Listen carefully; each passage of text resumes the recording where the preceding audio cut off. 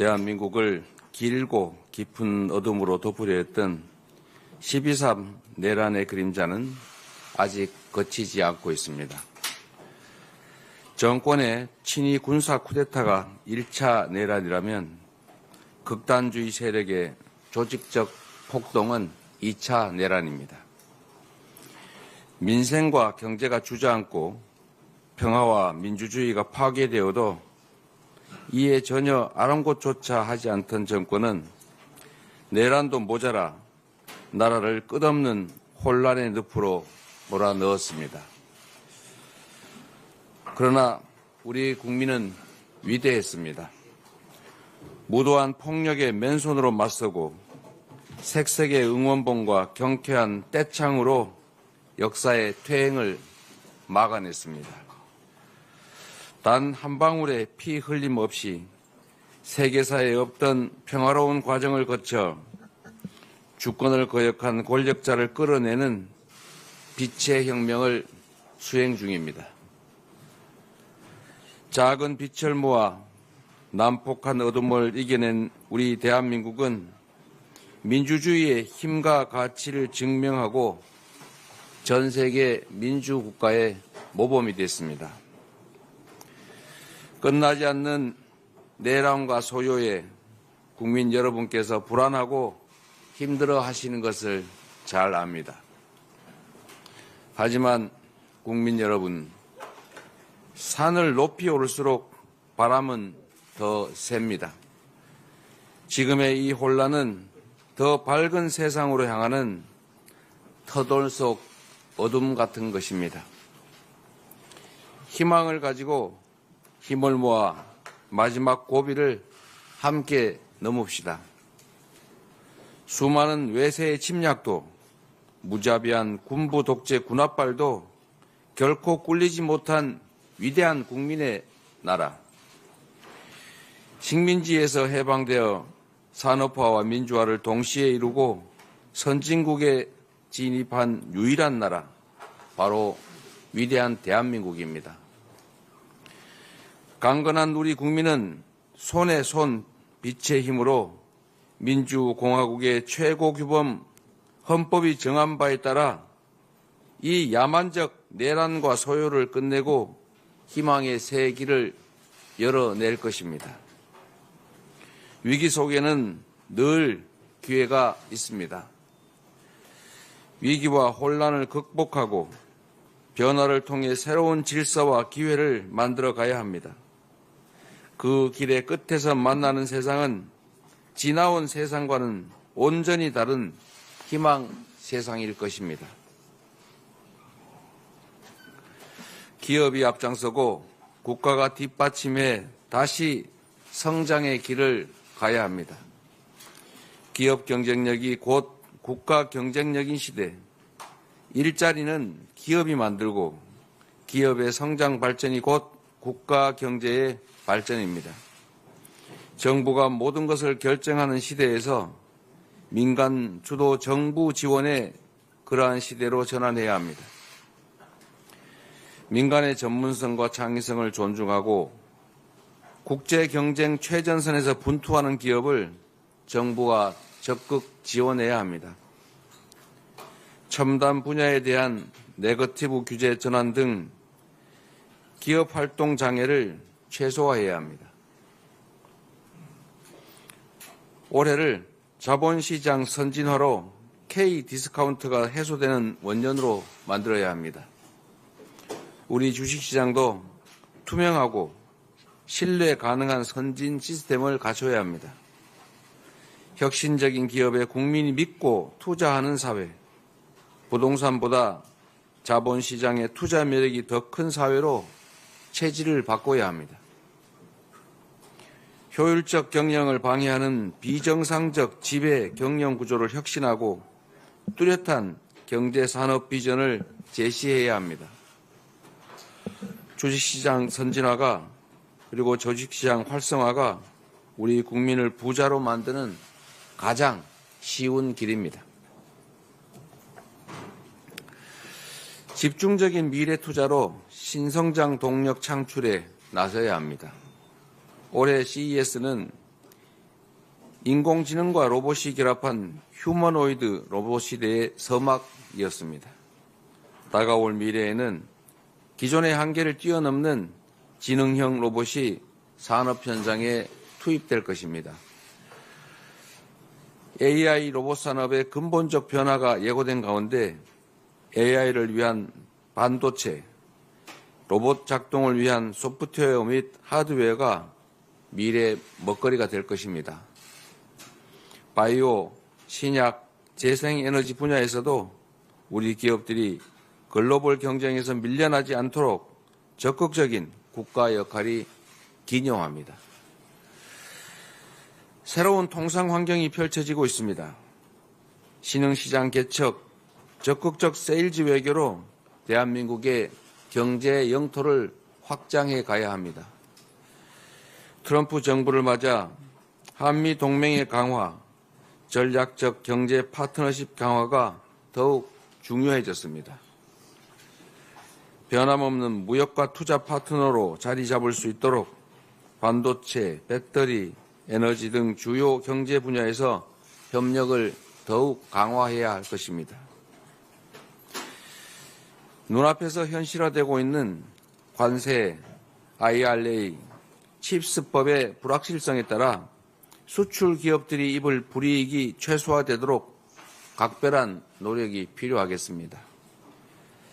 전 세계로 확대되는 정치 극단화도 우리 사회의 심각한 양극화도 결국 경제 양극화가 원인입니다. 이미 존재하는 불평등과 양극화를 해소하는 것은 결코 쉽지 않습니다. 새로운 성장 발전의 공간을 만들어서 성장의 기회도 그 결과도 함께 나누는 공정 성장이야말로 실현 가능한 양극화 완화와 지속적 성장의 길입니다. 지난 2년여간 윤석열 정권의 실정 그리고 마침내 시대착오적 친위 쿠데타 때문에 우리는 너무 많은 것이 파괴되고 상실되었습니다. 이제 회복과 성장이 이 시대에 가장 시급하고 중대한 과제가 됐습니다. 그런데 국민 여러분, 이념과 진영이 밥 먹여주지 않습니다. 검든 희든 지만 잘 잡으면 좋은 고양이 아니겠습니까? 탈이념, 탈진영 현실적 실용주의가 위기 극복과 성장 발전의 동력입니다. 새로운 성장이 진정한 민주공화국 그리고 함께 사는 세상의 토대가 될 것입니다. 대한민국은 대전환의 시대를 맞이하고 있습니다. 2024년 노벨 경제학상 수상자 제임스 로빈슨 교수가 이렇게 말했습니다. 한국은 세계 역사상 가장 위대한 성공 사례다.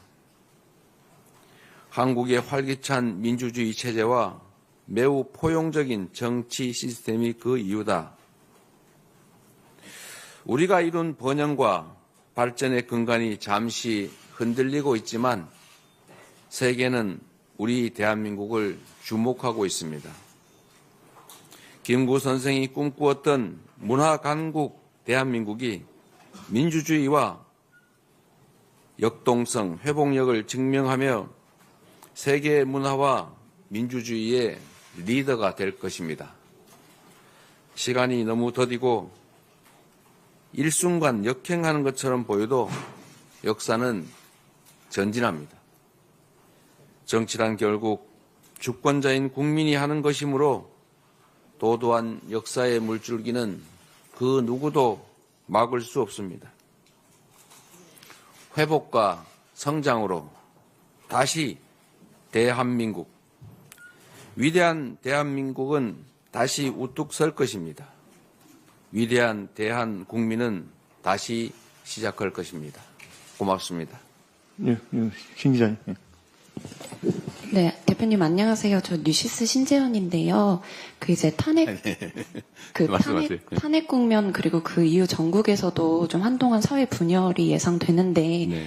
뭐 조기 대선 과정에서 이 사회 갈등을 봉합하실 그런 구상이 있으신지, 그리고 또 정치 보복을 하지 않겠다고 공식 선언을 하실 계획이 있으신지 궁금합니다. 이게 언제나 사용하는 언어의 객관적 의미의 한계가 분명하지 않아서 참 어렵습니다. 똑같은 단어도 전혀 다르게 이해하죠. 정치에서 이 리더, 선출된 책임자의 가장 큰 역할은 통합입니다.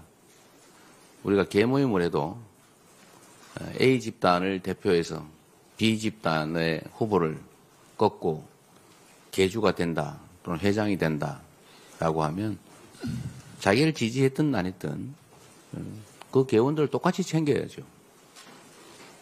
그리고 구성원들은 따로따로 나뉘어져서 갈등하기 때문에 모임을 만들고 함께 가기 위해서 공동체를 구성하고 대표를 뽑는 건데, 그 대표가 자기를 지지한 사람, 자기를 좋아하는 사람만 챙기고 그렇지 않은 사람을 배제하면 모임이 깨지겠죠. 아주 단순한 이치입니다. 대통령도 마찬가지죠. 집권 세력도 마찬가지입니다.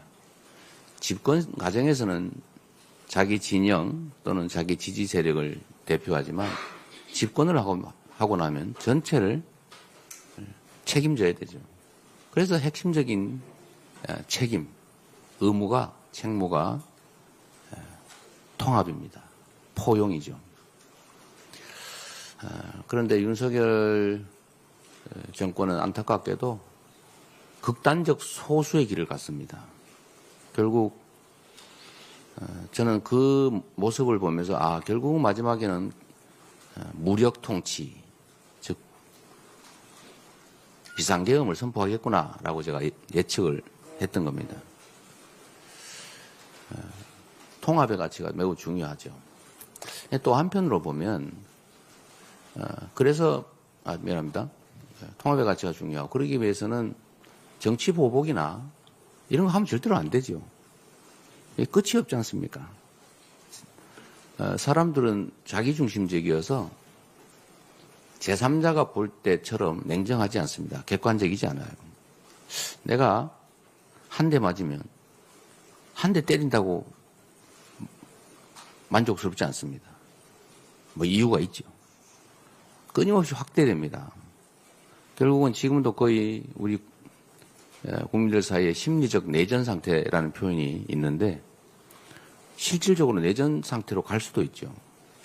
정치가 극단적인 자기 입장만 고수하고 상대를 인정하지 않는 것을 넘어서 말살하려 하면 결국 그런 일이 벌어집니다. 정치 보복이라고 하는 개념이 문제일 텐데, 정치적 목적으로 부당하게 상대를 압박하는 거, 이걸 보통 이제 정치 보복이라고 하지 않습니까? 절대 그래서는 안 되죠. 상대를 찍어놓고, 어떤 분이 하신 말씀이기도 합니다만, 상대를 찍어놓고 그야말로 1년 내내 탈탈 터는 거, 이게 정치 보복이다. 이런 건 절대 하면 당연히 안 되죠. 절대로 못하게 해야 됩니다.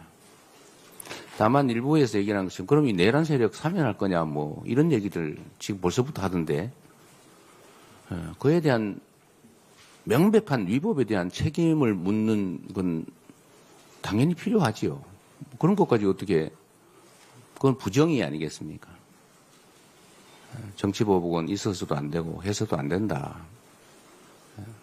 그리고 김대중 대통령께서 성공한 대통령이 됐던 이유도 사실은 그 평생을 그렇게 가해당했으면서도 보복하지 않았죠.